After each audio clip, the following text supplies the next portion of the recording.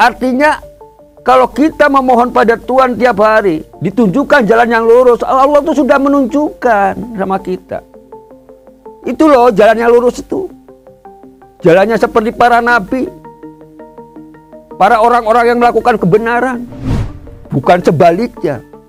Bagaimana kita menggali diri supaya bisa bermanfaat pada orang lain, supaya banyak manfaatnya kepada orang lain. Seperti apa yang dilakukan oleh para nabi, apa yang dilakukan oleh para siddiqin, orang-orang yang melakukan kebenaran. Sapa Hati bersama Gus Agus. Sobat Dimas di Ajeng yang berbahagia, itu baru dalam lingkup kecil mendamaikan seseorang. Kalau dalam lingkup yang lebih luas lagi, mungkin satu kelompok bertikai dengan kelompok yang lain, atau bahkan mungkin negara satu dengan negara lain yang sedang terjadi konflik, sebenarnya perang. Bagaimana bisa mendamaikannya?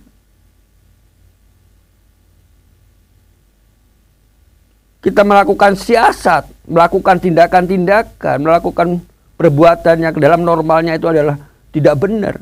Itu diperbolehkan dalam agama. Rasulullah SAW bersabda dalam satu hadis, "Laisa bikadzabin man aslaha bainas naini faqala khairan aw nama khairan." Rawahu Bukhari wa Muslim.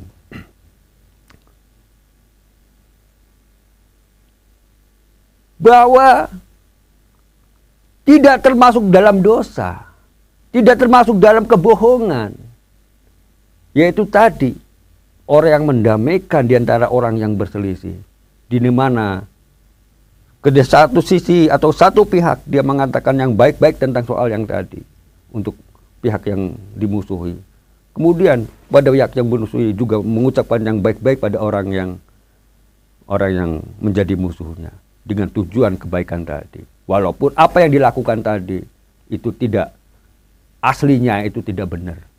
Artinya bahwa tidak melakukan hal-hal yang disampaikan oleh orang yang menjadi juru damai ini. Itu baru boleh dilakukan. Dimas di Ajeng yang berbahagia. Kemudian contoh yang kedua yang dibolehkan adalah apabila suami atau istri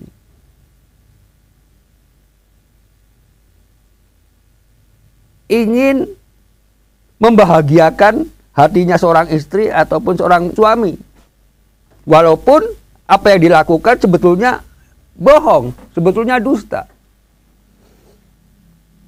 Contoh misalnya, istri memasak satu masakan, pada saat kita makan, istri bertanya pada suaminya, "Hei Kang," misalnya, "ini masakan model baru loh. Gimana? Enak enggak? Nikmat enggak?" Suaminya bilang, "Wah Jeng, enak tenan, nikmat tenan, pinter kue ne masak." Padahal dalam hati, wah ini rasanya kok hambar. Coba kalau sang suami ini misalnya mengatakan apa adanya, masakan ini koyo ngene ambarnya, ora enak. Piye toh iso masak apa ora kuwi? Misalnya, ya. Coba bisa dibayangkan oleh kita betapa sakit hatinya sang istri itu diomong seperti itu. Tidak dihargai apa yang dia lakukan untuk menjamu suaminya, untuk menghormati suaminya. Dia capek-capek habis dari kerja misalnya, dia memasak supaya suaminya seneng.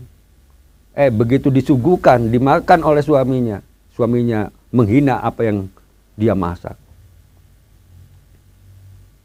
Itu kalau sampaikan apa adanya seperti tadi, masakanmu enggak enak, masakanmu hambar. pasti istrinya tidak senang. Akan terjadilah kericuhan di dalam rumah tangga.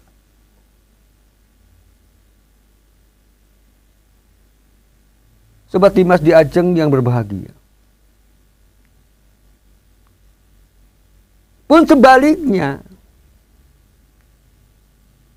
seorang suami atau seorang istri pun kadang-kadang juga diperbolehkan di dalam hal-hal tertentu untuk supaya kita di dalam suami istri itu untuk supaya hidup saling rukun, saling menghargai, melakukan sesuatu yang sebenarnya tidak sesuai itu silakan, diperbolehkan di dalam agama. Sobat Dimas di Ajeng yang berbahagia.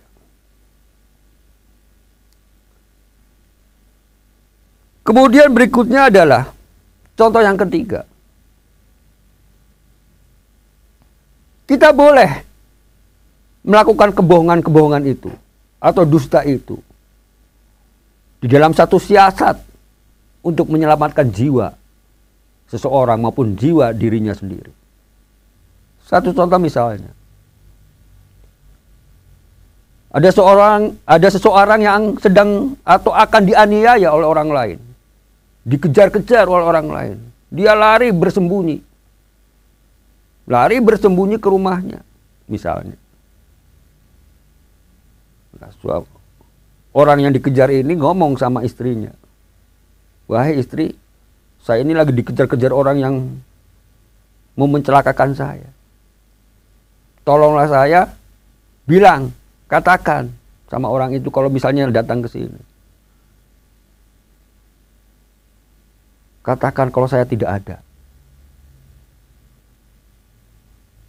Atau menyampaikan apalah supaya orang itu tidak percaya bahwa saya ada di sini.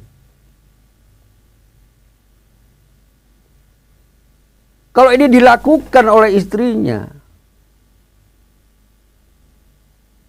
orang yang mau mencelakakan itu datang ke rumahnya dan menanyakan mana suaminya. Dia mengatakan ini suami saya tidak ada di sini. Bohong nggak? Bohong. Karena suaminya ada lagi ngumpet. Tapi demi menyelamatkan suaminya atau menyelamatkan seseorang, kita melakukan tindakan seperti ini diperbolehkan di dalam agama. Kadang-kadang kita juga kalau sedang bepergian misalnya, ini suatu saat mungkin saja perlu merahasiakan, mengatakan yang tidak sesungguhnya. Apalagi kalau orang-orang itu adalah orang-orang yang penting, seorang pejabat, seorang pembisnis, yang mungkin saja bisa terancam jiwanya. Kalau dia bocor, dia ke posisinya di mana atau keadaannya di mana. Maka pada saat dia mau bepergian, mungkin saja dia tidak ngomong apa adanya, mau kemana atau mau tujuannya kemana. Karena yang dikhawatirkan kalau sampai ketahuan oleh orang lain yang untuk menyalahkan dirinya, bisa jadi orang ini akan celaka. Hal-hal yang seperti ini diperbolehkan. Sobat Dimas di Ajeng yang berbahagia. Banyak contoh-contoh lainnya sebetulnya. Ya. Tapi pada intinya kita melakukan perbuatan yang dianggap tidak benar di dalam agama, tapi dalam posisi atau keadaan tertentu atau waktu-waktu tertentu, ini diperbolehkan dengan tujuan adalah untuk mencari kemaslahatan, untuk tujuan mencari kebaikan, untuk tujuan hal-hal yang dibenarkan oleh Allah Subhanahu wa taala, yaitu dengan niat yang benar. Karena niat itulah yang memicu untuk orang itu menjadi selamat. Sobat Dimas di Ajeng yang berbahagia. Kemudian kebenaran yang kedua adalah benar dalam niat dan tujuan. Jadi niatnya kita melakukan suatu tindakan itu harus dilakukan dengan benar. Ucapannya benar. Apa yang kita tujukan itu atau kita menjadi cita-cita itu, jangan sampai itu kita hianati. Itu namanya benar dalam niat. Niat kita mencari ilmu, ya benar-benar kita mencari ilmu. Menggali ilmu, menggali teknologi, dan seterusnya, dan seterusnya. Bukan niat cari ilmu, tapi yang dikerjakan adalah hal-hal yang maksiat. Ini namanya jelas bukan niat yang benar. Sobat Dimas di Ajeng yang berbahagia. Yang ketiga, benar dalam keteguhan jiwanya. Kokoh pendiriannya. Kokoh kehendaknya. Kuat semangatnya di dalam meraih sesuatu hal yang baik. Meraih sesuatu tujuan yang baik. Dan ini harus terlaksana, harus tercapai.